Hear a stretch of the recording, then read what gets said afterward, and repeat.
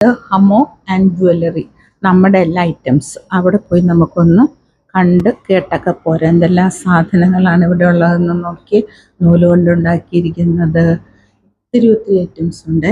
Bangles, bags, തൊട്ടില്. So super and fine.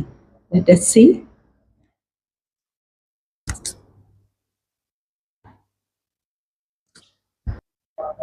ഇത് നീത് വാങ്ങിച്ചു വന്നു സെയിമാണ്